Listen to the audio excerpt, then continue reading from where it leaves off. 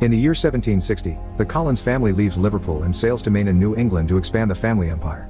They start an incredibly successful fishing business that allows them to establish the town of Collinsport and their own grand estate, Collinwood.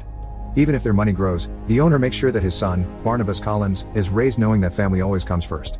15 years later, Barnabas has an affair with one of the family's servants, Angelique, who is secretly a witch.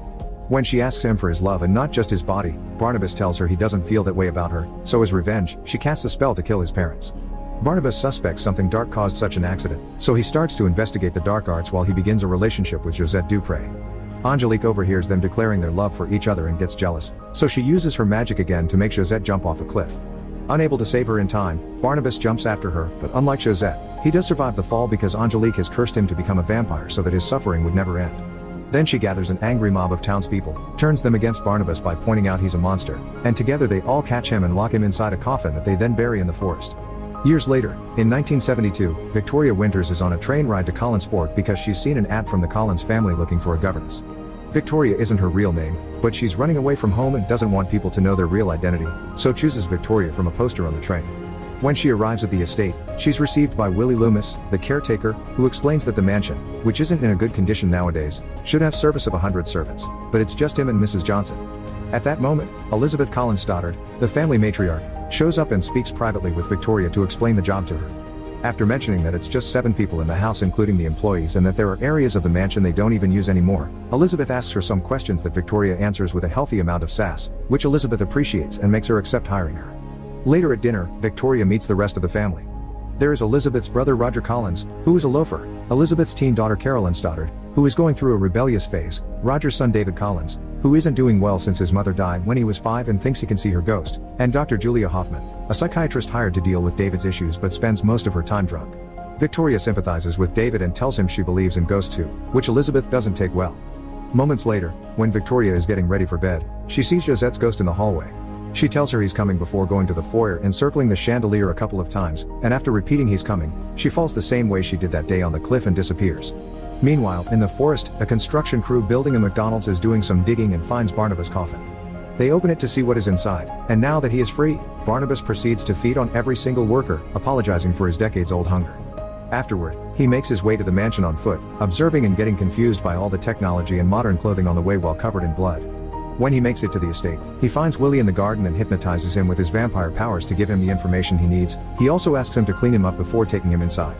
While trying to introduce himself to the children, Elizabeth interrupts him and asks him to talk in private, expressing her suspicions of his identity and saying all the magical myths surrounding the family are just fairy tales.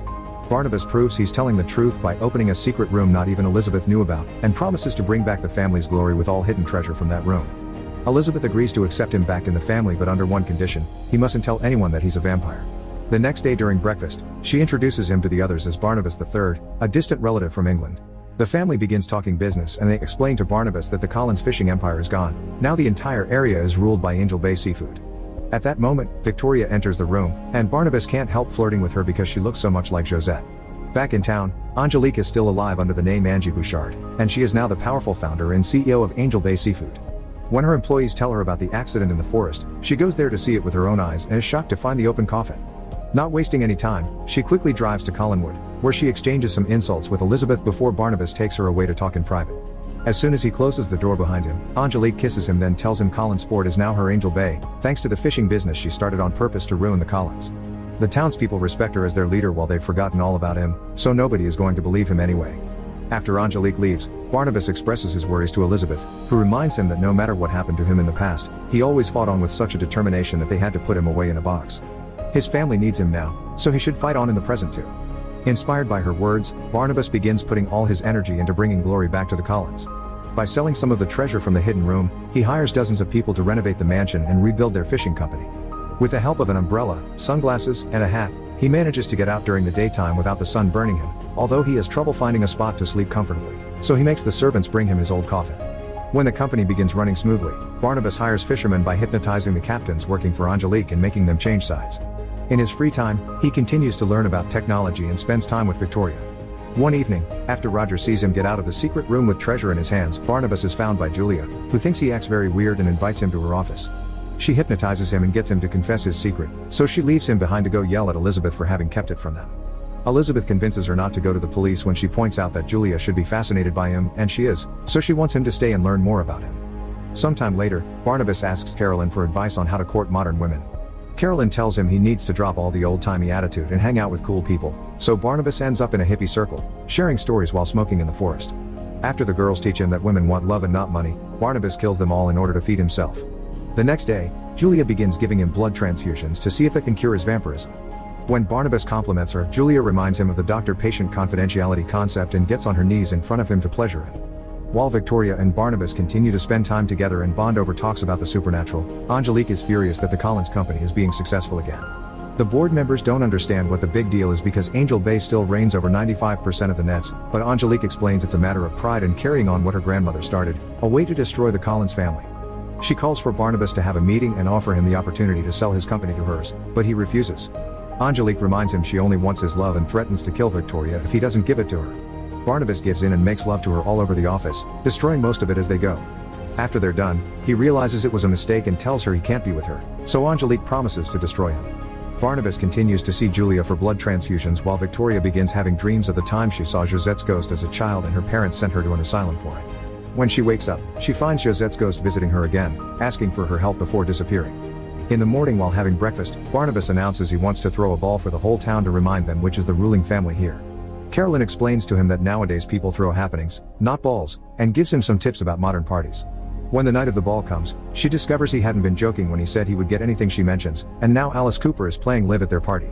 Since he isn't a fan of the music, Barnabas leaves to take a walk around the house and finds David taking care of the coat room instead of the employee, because his dad has asked him to take over for a moment and not let anyone get inside. Barnabas sends him away and climbs the outside wall to peek through the window, finding Roger being intimate with the employee and stealing wallets from people's coats. Afterward, he meets with Veronica on a balcony, where she tells him she knows about his feelings for her. She feels like she can tell him anything and that she's known him forever, and confesses she's always felt something pulling her to Collinswood. When he tries to kiss her, she unconsciously pulls back because this is the first time someone she loves her back, and begins telling him her story. Victoria spent many years in the asylum, with only doctors and Josette's ghost as company, and she's been put through dozens of painful treatments to fix her. But she never gave up her will, and one day she managed to escape through a window. While searching for somewhere to go, Josette pointed at the governess ad in the newspaper, and she knew what she had to do.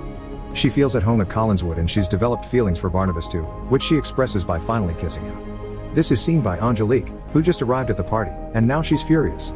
The next day, Barnabas goes to see Julia to double the efforts on making him human so he can be with Victoria, only to find her transfusing his vampire blood into her body. She has never been interested in him becoming human, she only wants to make herself immortal. As punishment for breaking the family's trust, she bites her and kills her, not noticing her fangs growing. Then he asks Willie to take him on the boat to the middle of the sea to drop her body there with a brick.